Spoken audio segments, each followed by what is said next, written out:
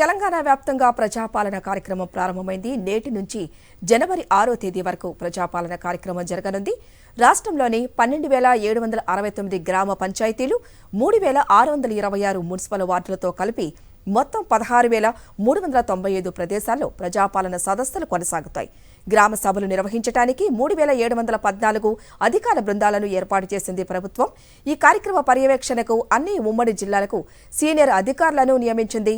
మహిళలు, పురుషులు, దివ్యాంగులకు వేర్వేరు క్యూలైన్లు ఏర్పాటు చేశారు. ప్రతి జిల్లా కలెక్టరేట్లో ప్రత్యేకంగా కంట్రోల్ రూమ్ కూడా ఏర్పాటు చేసి ప్రజాపాలన కార్యక్రమం మానిటరింగ్ చేస్తున్నారు. ఇక గ్రేటర్ హైదరాబాద్ పరిధిలో ప్రజాపాలన కార్యక్రమ నిర్వహణ కోసం మొత్తం 600 కౌంటర్లను ఏర్పాటు చేశారు. జీహెచ్ఎంసీ పరిధిలోని 30 సర్కిళ్లకు 30 మంది స్పెషల్ ఆఫీసర్స్ను నియమించారు జీహెచ్ఎంసీ కమిషనర్ రొనాల్డ్ రాస్. అలాగే గ్రేటర్ పరిధిలోని 6 జోన్లకు 6 ఐఏఎస్ అధికారులను నియమించింది ప్రభుత్వం.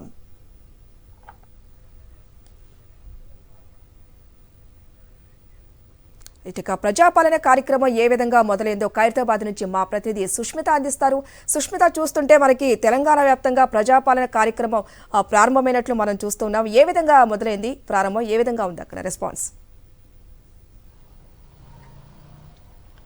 హరిత, ప్రస్తుతం మనం చూస్తున్నాము ఖైరతాబాద్లోని ఒక కమ్యూనిటీ హాల్ వద్ద ఉన్నాము. ఇక్కడ ఉదయం 8 గంటల నుంచి కూడా ప్రజాపాలనకు సంబంధించిన అభయహస్తం ఏదైతే గ్యారంటీ స్కీమ్స్ ఉన్నాయో వాటన్నిటి కూడా ప్రజలకు అప్లై చేసుకునేందుకు నిన్ననే దరఖాస్తు అనేది ప్రారంభమైంది. అయితే నిన్న దరఖాస్తు దాన్ని ఇనాగ్రేషన్ చేసిన తర్వాత ఇవాళ ఉదయం నుంచి కూడా ప్రతి ఒక్కరు కూడా 10 రోజుల పాటు కూడా వారు ఆ దరఖాస్తుని వచ్చి ఇక్కడ వాళ్ళకు ఏర్పాటు చేసిన కమ్యూనిటీ హాల్స్లో కానీ వార్డులోని గ్రామ పంచాయతీలో కొన్ని ప్లేసెస్ అలాట్ చేశారు. ఆ ప్లేసెస్లోకి వెళ్ళి కూడా వాళ్ళు దానికి సంబంధించిన దరఖాస్తుని వారికి ఇవ్వచ్చు కూడా. అయితే మొత్తంగా కూడా వారికి మొత్తంగా ఇక్కడ మనం చూస్తే 6 స్కీములకు సంబంధించి ఏవైతే ఉన్నాయో 6 స్కీములు వారికి వాళ్ళు దేనికి ఎలిజిబుల్ దాని ప్రకారంగా కూడా దాని ఒక వాళ్ళ ఫామ్ ఇస్తారు. లోపల ఆ ఫామ్ ని తీసుకొని వారికి దానికి సంబంధించిన టిక్ మార్క్ కానీ అదే దానికి సంబంధించిన డీటెయిల్స్ అని కూడా పూర్తి చేయాల్సి ఉంటుంది.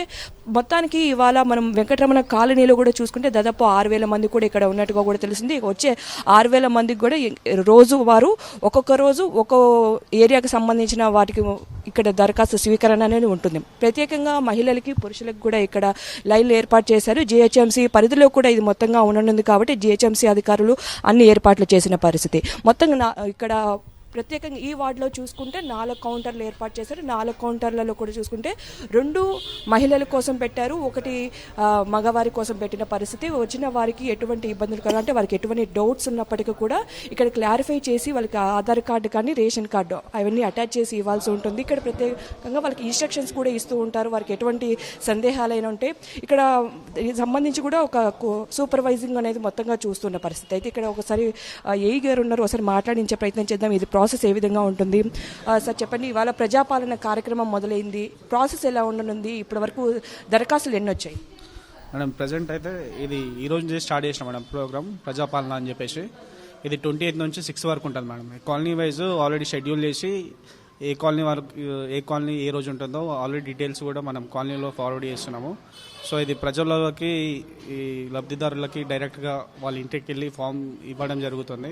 అది ఎక్కడెక్కడ ఏ సెంటర్ ఇవ్వాలని చెప్పేసి ఆ డీటెయిల్స్ కూడా చెప్పడం జరుగుతుంది. ఇది మెయిన్గా మనకు దీంట్లో 5 ఆస్పెక్ట్స్ ఉన్నాయి మేడం. ఇది మన మహాలక్ష్మి ఒకటి, చేయూత ఒకటి. సంబంధించి మీకు అంటే ఇన్స్ట్రక్షన్స్ ఏమి ఇచ్చారంటే వాళ్ళకు అప్లికేషన్ ఏమేమి జత చేసి ఇవ్వాల్సి ఉంటుంది? మెయిన్గా ఈ ఫామ్ తీసుకున్నాక వాళ్ళ డీటెయిల్స్ ఫిల్అప్ చేయాల్సి ఇస్తుంది మేడం. ఫోటో ఒకటి, వాళ్ళ ఆధార్ కార్డు ఉంటే ఆధార్ కార్డు, లేకుంటే రేషన్ కార్డు ఉంటే రేషన్ కార్డు డీటెయిల్స్ ఒకటి ఇవ్వాల్సి వస్తుంది. ఇది ఇచ్చినాక వాళ్ళకి మేము రిసీవ్ చేసుకున్నట్టు అక్నాలెడ్జ్మెంట్ కూడా ఇస్తున్నాం మేడం. Yes madam. అంటే ఇప్పటి వరకు ఎంతమంది వచ్చారు? ప్రజెంట్ అయితే ఇద్దరు వచ్చారు మేడం. ఫర్దర్గా కంటిన్యూ అవుతుంది మేడం ప్రోగ్రామ్.